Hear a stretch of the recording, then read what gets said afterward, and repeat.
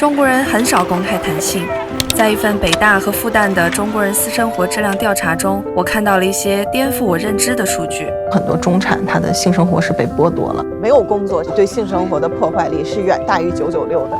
但是结婚生娃又被视为最重要的人生任务。98年这么小，26了，老了。年轻人真的不会爱了吗？中产为什么没有性生活？1月，我去北京大学拜访了瑜伽老师，他是这份报告的核心研究者。我和他聊了聊中国人的性与爱。这次调查收到了几份有效问卷？一共是7733份。您做中国人私生活调查，为什么性这件事情它是社会学研究当中一个非常重要的切口？因为结婚就会涉及到性，你不结婚也会涉及到性，它会影响到健康，说影响到你的婚姻的幸福感，影响到你的生育的意愿。这次调查里面有哪些就让你有点意外的结论的吗？可能有很多中产他的性生活是被剥夺了。所谓的这些中产之中，这个压力并不仅仅体现在996上，下班之后我的大脑都没有停下来，我可能还在想一些工作的事情，那这个其实都会抑制到你对于性的这个渴望。在这个最年轻的这些青年之中吧，没有工作是对性生活的破坏力是远大于996的。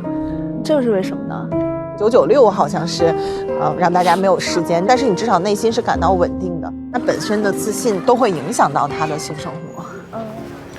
据瑜伽观察，如今95后、00后恋爱的欲望都在降低。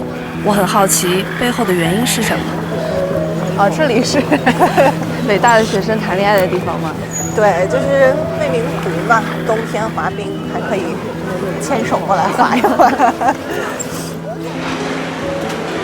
大家会发现说，在这些非常好的这些学校里面，女生的家庭环境是远远好于男生的。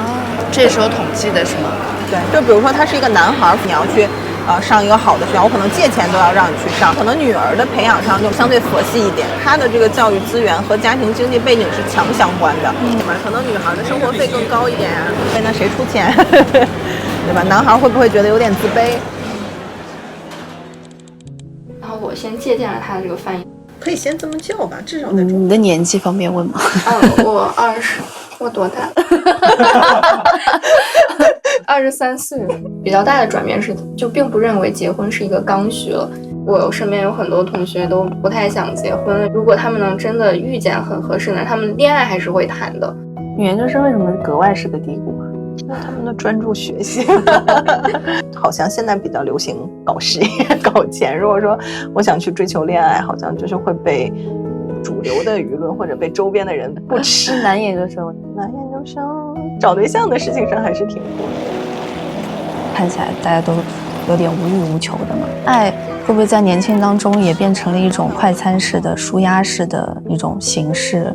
我觉得就即便是快餐都是好的，是吧？现在关键是大家都不吃了，很多年轻人都会觉得说，哎呀，谈恋爱很麻烦，我谈恋爱还要考虑我大学毕业了，我找工作到底跟他在一个地方还是不在一个地方，就会竞争太激烈了，他的这个带来的愉悦、带来的快乐都被取代了。瑜伽老师一直对相亲角感兴趣，我们决定一起到北京顶流相亲角天坛七星石看一看。怪紧张的，我感觉要去面试似的。你准备好自己的身份了？我不是北京人，我外地人。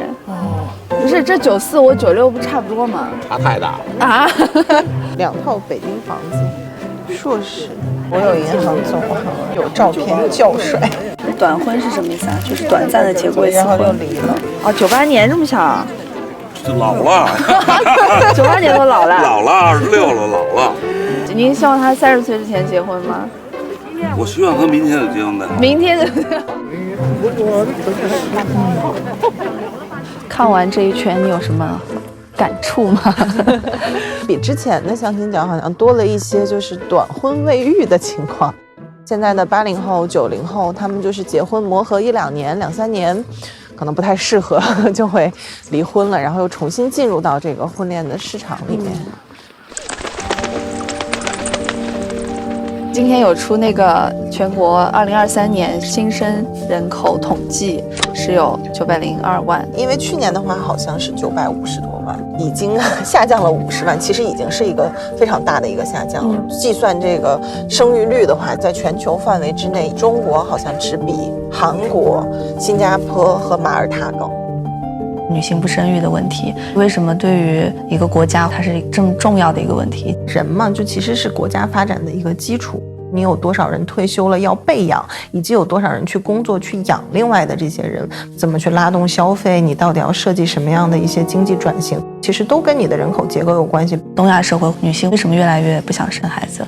可能这种压力是全方位的，更多在于说我自己的工作稳不稳定，我能不能够去承担一个父母的一个责任。我自己的感觉哈，比如说你生了之后，这样一条路其实是可以预见的。几岁上幼儿园、上小学，开家长会，然后去辅导作业，就是这种让现在很多年轻人觉得想到之后就觉得窒息。他就预见到说，因为我的成长就没有什么好玩的地方，我不再去期待说一个新生命能带给我一个什么样的新的体验。但事实上也可能会有很多事情没有预期到，对吧？就在您的研究里面，你觉得这些有解法吗？推动家庭内部的性别平等可能是更重要的。如果依然是女性她去主要照顾孩子，甚至我在照顾孩子之外，我还要去照顾老人，我还要去做家务，她一定是不愿意生的。另一方面，可能要保障女性在生育之后的种种的这个权利，因为我觉得女性的崛起这个东西是势不可挡的。东亚社会，中国也好，韩国也好，女性的教育程度已经超过了男性。工作、晋升、职业上的成就，那这个时候你说你要回家去生孩子，你放弃你所有的，其实是很难的。一个可能的抗争，我就不生孩子。还有一个认知，经常觉得是受过高等教育的女性更不愿意走入婚姻嘛。但是现在其实包括我身边也有没有受过特别好的教育，但也是大龄不婚，就怎么催都没有用。你越催他越不想要去做。可能我觉得不要有太大的一个压力。集体主义的社会时钟，就是其实你可能35岁结婚也行，现在我们生殖技术也很发达，你40岁生孩子也有这个可能。大家都 relax 一点，放松一点。当人成为加速运转的机器，性与爱已经不再松弛和浪漫，但我觉得这也是一种祛魅的过程。当刚需的观念松动，才能允许人在更多元的观念里获得自由。无论是性爱还是婚姻、生育，都不该是悬在每个人头上的必答问题。或许应该像瑜伽老师说的，积极面对趋势和变化，大家都放松一点。